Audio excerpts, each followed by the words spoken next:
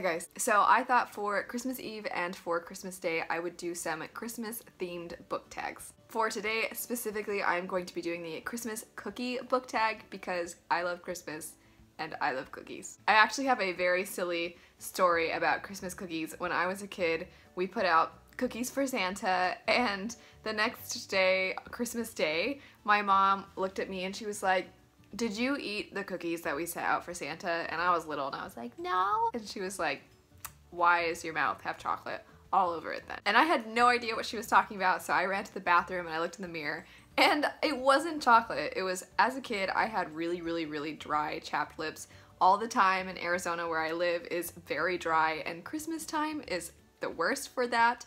So I had actually, my lips had cracked and bled and dried throughout the night and it looked like chocolate, and then when my mom realized that it was just dried blood, she felt so bad. Anyway, getting into the tag now. Every question for the tag has a specific cookie and then a question associated with it, and the first one is chocolate chip cookie, and it says, "The cookie that's comforting in any season, name an old favorite." That's super easy for me. An old favorite of mine would be A Viking Warrior, which is part of the Strongbow Saga by Judson Roberts. I've mentioned the series quite a few times on my channel. I absolutely love it. It's a YA series about Vikings.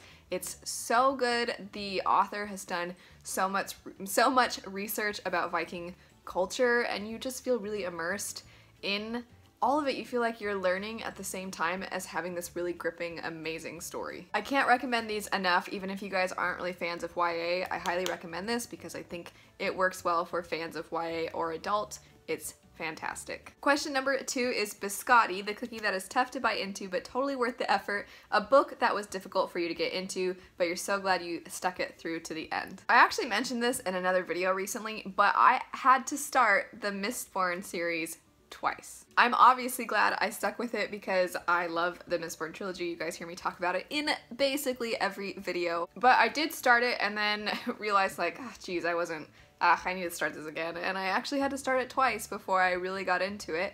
And then after I finished the first one, I was like, that was good. And it took me months before I picked up the second one. So not only did I have to start the first one twice, but it took a really long time for me to go from the first one into the second one. Question number 3 says, sugar cookies, the cookie that comes in all shapes and sizes, give a diverse recommendation. A lot of people recommend Six of Crows by Leigh Bardugo when they give diverse recommendations, and it's definitely worth it because this book has a lot of diversity in it. It has people of different sizes, it has people of different sexual preferences, and it has people of different skin colors, so definitely a good diverse read. Question number 4 says, Peanut Butter Blossoms, the underdog cookie that eventually became a Christmas favorite, name a character that slowly but surely grew on you. I'd have to say for this one, the main character, Aurora, in the book Roar by Cora Carmack. When I first started this book, I wasn't sure that I particularly cared for the main character, and then she really showed how much she cares about the well-being of her kingdom and the lengths that she's willing to go to keep her kingdom safe. Question number 5 is Snickerdoodles, the cookie with the name that you can't say without smiling, name a book that made you smile or laugh. I honestly don't read happy, fluffy, cheerful books pretty much ever. Almost everything I read is depressing and tragic and filled with adventure, but it's not really all that funny. But I actually did laugh quite a few times while reading the Stormlight Archive series. Of all books, I feel like that it's not a book or series you would think of as being funny, but there's a few moments throughout, I would say mostly books 2 and 3, that are really great, and especially because I would go back and forth between reading the hard copies and listening to the audiobooks. And the narrator, Michael Kramer, I can't say enough good things about him. He is just so great. He does different voices for all the characters. His regular speaking voice is great. So when he does the funny scenes, they're so good. Question number 6 is fruitcake cookies, which I've never heard of, but it says, the cake that should never have been made into a cookie, a book that you could do without. I always feel really bad talking about books that I didn't care for, but I did not care for Hyperion. The book is essentially broken up into different stories that follow the different characters, so it's almost like a book with 6 or 7 different storylines. I only ended up really liking one of the storylines, and I thought that storyline was great, and then it just made me so frustrated that I didn't like the other storylines as much. Question number 7 says, a gingerbread house, it's more than just a cookie, it's a masterpiece.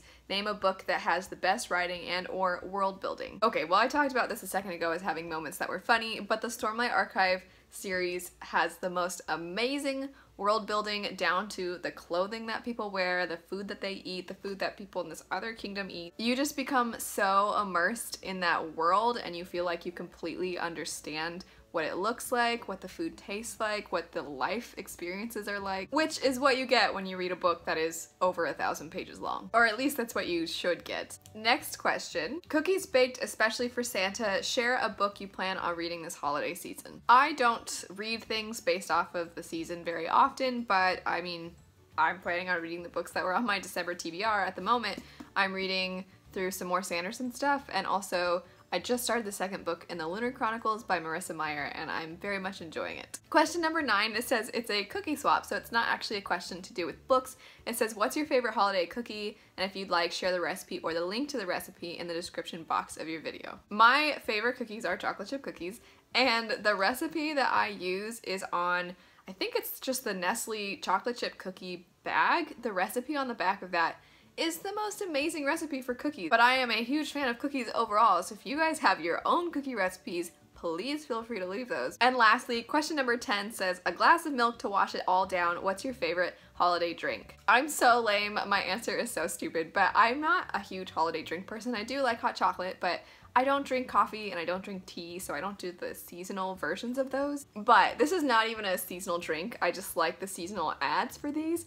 The little polar bear commercials for Coca-Cola are super cute. My dad loves Coke, so I don't know. I just like, we love watching football and I feel like those commercials always come on during football, and Coke is yummy, so I just, Coke, I guess. That's such a stupid answer. Anyway, that is it for the Christmas cookie book tag. Let me know what your guys' answers would be to any of these questions, and then let me know your favorite kinds of cookies and your favorite cookie recipes. If you liked the video, don't forget to like, comment, and subscribe. Click the little bell icon to get notified when I post new videos, and check out some more of my videos right over here. Thanks so much for watching and happy holidays. Bye guys.